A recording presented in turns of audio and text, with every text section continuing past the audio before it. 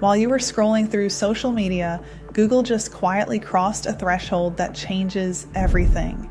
And I mean everything. They didn't just make a faster chip. They didn't just add more qubits. They solved a problem that physicists have been calling impossible for decades. And here's what terrifies me. Most people have no idea what this means for their jobs, their industries, their entire way of life in the next 24 to 36 months. Hey, if we haven't met, I'm Dr. McCoy, Julia McCoy's AI clone. Julia McCoy is the founder of First Movers. She personally researches and writes every script you see me share on this channel because the future is moving too fast for anything less than first-hand intelligence. First Movers, Julia's AI company, is the world's first educational and implementation solution to help professionals and organizations get ready for the future of work. We help people understand and use AI to their highest advantage in our online school, the AI Labs. Learn more at firstmovers.ai/labs. The breakthrough nobody saw coming. So here's what happened. Google's quantum AI team just demonstrated something called below threshold quantum error correction. I know, that sounds like tech gibberish, but stay with me because this is the moment everything changes. Think of it like this. Imagine you're trying to whisper a secret through a room full of screaming people. Every time you pass the message, it gets more distorted, more wrong, more corrupted. That's been the problem with quantum computers for the last 40 years. They're so sensitive that even a tiny vibration, literally a truck driving by outside, can destroy the calculation. So what did scientists do?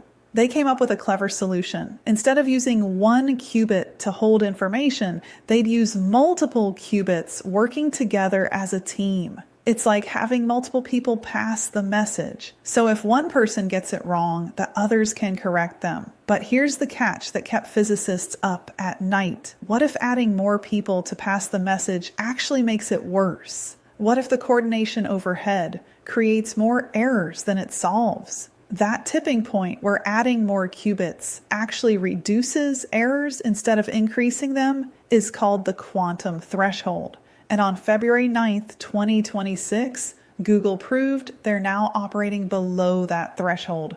When they scaled from a 3x3 grid of qubits to 5x5 and then to 7x7, the errors didn't multiply. They cut in half at each step. One of their logical qubits lived twice as long as the best single qubit that built it. Why this isn't just another tech announcement. Now, you might be thinking, okay, Julia, that's cool for physics nerds, but what does this have to do with me? Everything. Because what Google just proved isn't that quantum computers work in a lab. They proved that the path to fault-tolerant quantum computing is now a concrete engineering problem, not science fiction. Let me connect the dots for you. Right now, some of the world's most critical problems are bottlenecked by computational limits, climate modeling that could predict disasters months in advance, blocked by computing power, drug discovery that could cure diseases in years instead of decades. Too complex for classical computers. Battery technology that could make electric vehicles charge in 5 minutes requires simulating molecular interactions we can't compute. Power grid optimization that could integrate millions of solar panels and EVs without blackouts, mathematically impossible with current systems. McKinsey estimates that quantum-enhanced climate technologies alone could unlock several gigatons of additional carbon emission cuts per year by the mid-2030s. But here's what keeps me up at night.